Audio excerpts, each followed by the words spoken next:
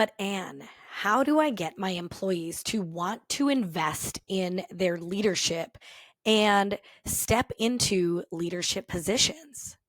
I just had this question yesterday as I was presenting to the Minnesota Supervisors Conference, and I want to break this down for you. If you are someone who's in a position who wants to see employees who are motivated to do their best work, who are looking for leadership opportunities and ways to grow in their leadership and step into management roles, this episode is for you.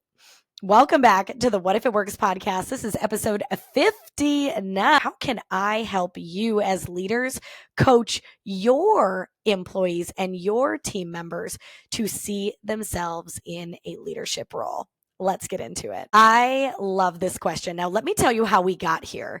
So at all of my impact presentations, I have every single participant think about what they want for their people. I have them investigate, what do you want for your employees? What do you want your employees bringing to the table? What kind of culture do you want to build so that when you describe the attributes of your employees in the future, it matches the culture that you think you can thrive in, and so can they.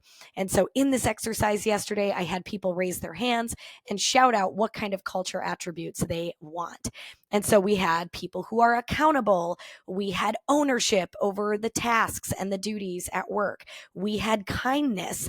We had compassion and understanding. These supervisors came from different positions across the state of Minnesota with county employees. And so they were supervising county employees, people who work in child services or human services, social services, financial assistance. And so the work that they do is so important, and the people in their offices have such an important role. How do we create an atmosphere where these people can be passionate and purposeful? And then came this comment, which there was a gentleman in the back, and he raised his hand and he said, I want my team invested in themselves. And I was like, ooh, tell me more. And so this individual talked about how he wanted his team to see themselves in management and see themselves in leadership and invest in their own learning so that when the day comes for them to step into those leadership positions, they are ready. Here were my questions for them. Do they know that you are invested in them and their growth? Would they be someone who says to me, my boss wants me to step into my leadership skills and sharpen my communication skills so that someday I can step into a management position? Or do we have a culture where people come, do the work, are appreciated for the work they do? I'm not saying this is a negative culture, but maybe the culture is you come, you do the work, you get appreciated for the work you do, you get a paycheck, and you go home. And there isn't this culture of growth, of learning, of influence over other people. And so how can we create that? And so what are some actions we can take? If you are someone who sees this in your own people, now granted, I come from a teaching background, and this is something I needed my students doing. I needed them investing in their future and investing in the opportunities they had in my class so that they could go out and thrive in their community, in their job in the future, in their future career, in their future relationships. And so let's talk about what are some clear actions you can take to truly create an environment where people are invested in their growth. First and foremost, they need to know you believe in them. They need to know that you see them in the future. I know I've told this story before, but I know we have a lot of new listeners on the podcast. And so I once was connected to a former police chief, and he was telling me that one of the first things he learned on the job rookie year is he had a female police chief who said to him, when you're in my shoes. And then whatever the advice was. Hey, when you're in my shoes, you're going to need to do X, Y, Z. Hey, when you're in my shoes, this might be a challenge you run into. When you're in my shoes, you might need to.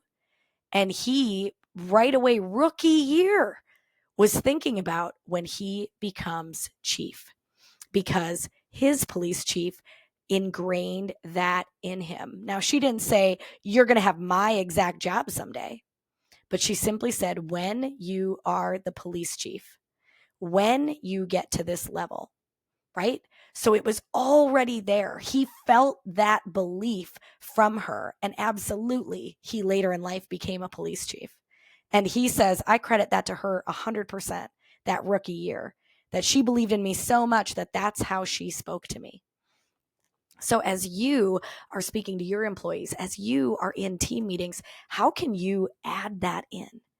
How can we say things like, when you are in management, someday when you are leading this business, someday when you are leading the meeting, put them in that future tense and let them dream and get there. Let them believe, because you wholeheartedly believe in their growth, so that they can start to believe in themselves. Back when I was a kid, there was always posters in our classrooms: believe, achieve, succeed. And believe was always first. And I know there's people out there that are going to say, Anne, people just need to take action. If they wanted to be leaders, they would be leaders. If they wanted to step into that management role, they'd be doing the actions to get themselves there. And I'm going to tell you, I disagree. I think we need to see ourselves in a position. We have to believe we can even get there before we start to take action. So step number 1, put the belief in them that they can be in this leadership role. Step number 2, give them opportunity. What opportunities do you have in the office within your team where they could get a taste of leadership so that they could get their feet wet and feel what it feels like to step into a leadership role? I already mentioned on here, maybe it is leading the staff meeting. Is there a way that they could step into that opportunity of leading the staff meeting, creating the agenda, running the timing, keeping track of the dialogue? Is that something you could have them do so that they can have the opportunity to step into that role? Maybe when you're going to be gone, you look to that next individual and you say to them, hey, I'm going to be on vacation in a month. I'm going to be gone for a week. I would love to give you the opportunity to step into my role while I am gone. And so is there opportunity like that at work where they can step into it and feel what it would feel like to be a leader? Now, I'll tell you right now, leadership isn't for everybody. So you might see some skills out of someone. You might have placed the belief in them, and then they get in that opportunity and they do not like it. A couple of things. Number 1, make sure you validate that their feelings are real. So instead of saying, no, you're a great leader, you're going to do great, it's fine, I'm going to have you do this next time, you just need to get yourself used to it. As much as that might be true, make sure you're validating their feelings of like, oh, tell me why you were nervous. Tell me what you experienced that day that made you think that this was not a position for you. And really listen for what they're saying. And then make sure you're prepping them for a future opportunity so that they know they're not going to run into those same issues or those same feelings. But where else can you give opportunity? Can you have them sit in on a meeting with you, with another individual, and so they get to see how these meetings take place? Is this an opportunity for you to put them in an assistant manager position? And again, get their feet wet in that role of management where they get to take a little ownership over a piece of the job and get to become confident in those skills. So open up that opportunity. I just had a coaching call this morning where one of my clients has been given that opportunity. And now let me tell you about belief. They put him in this culture coaching that I do with this company without him being a manager. And they said, we know someday he will be, so we'd love for him to get the skills now because we know we're going to move him in that direction. And so they gave him the opportunity to go and get trained and to have this culture coaching so that he can grow those skills. And so where can we give opportunity to people for them to gain confidence in their leadership? Thirdly, give them the actions to take. It's one thing to say, you're going to be in management someday. I can feel it. Sure. And then, hey, here's a class you can take to sharpen your leadership skills. And then just leave it there. Absolutely, we can go that route, but we need to give them the actions to take or appreciate the actions we see that we would expect out of this person in management. And so, for example, going back to my client being asked to be in this coaching program, and then he's been asked to take over when his supervisor is on vacation or is out of the shop. And so, what actions? A, there's opportunity, but then B, there's actions. The supervisor sat him down and said, when I'm gone, these are the tasks I'd love for you to complete each of the days that you are in charge. And so what this did is it gave my client the confidence for when this individual is gone, what actions to take. So now he can step into the leadership skills that he's gained from culture coaching. He can step into that opportunity because his supervisor is gone. And now he can be confident in the actions to take as he is in that role. It was so funny. He said to me today, I said, so what was the feedback? How did you feel? What were some positives? And he talked through a bunch of the positives that he got. And then he said, this last one, I don't know if it's a positive or a negative, but everybody told me I was working too hard. And I said, I think that's a positive. I think they are recognizing the hard work that you put in to being in that supervisory role. He said he had a lot of fun and he really felt good about the experience. And then when his boss came back this morning and asked how to go, he was able to, share, this went well, this went well. I had to run to this part of the department in order to ask these questions. And he was just really excited to have had that opportunity and be given the clear actions to take. And so I want you thinking about your own situation. How can we build people up to believe in themselves? How can we give them opportunities to lead, but then in those opportunities, provide clarity in what actions to take so that when they either go to another job, they go to another department, they are able to lead with the skills that you gave them. That was another thing from the Minnesota Supervisors Conference yesterday that I really wanted to nail home, which is how can we set people up for success, even if we know they're not going to work for us for 20 years? Why is it a good thing to build up your people and build up their skills, even if you know they're going to leave you, right? You know they're not going to stay longer than a year or two. Why build them up? And I was like, what do you gain when you build up people to be better leaders? You are going to gain so much within the office and within your team. What do they gain when they go and apply that leadership and that mentorship that you have given them? They are going to gain so much for themselves. And then whatever the company they go to next, they're already going to have that in their backpack with them as they head to that new location. And so it's a win, win, win. I also talk about mentors, and so many people aren't connected to their mentors anymore, but those people were placed in their brains when I asked them to come up with a mentor. And so how can we as leaders be mentors for these individuals, even if they're not going to work for us forever? And just like that police chief said, you might not have my job, but you will be a police chief someday. And I'm excited to give you the skills to go do that. I really want you thinking about your team, your people, maybe even your children. How can we be building them up, giving them opportunity, providing them with a clear action plan so that they can be confident and they can step into the leadership and the mentorship for others? Because that is what we are all about over here at the What If It Works podcast, is setting people up for success so that they can thrive. And sometimes it's not just about your office.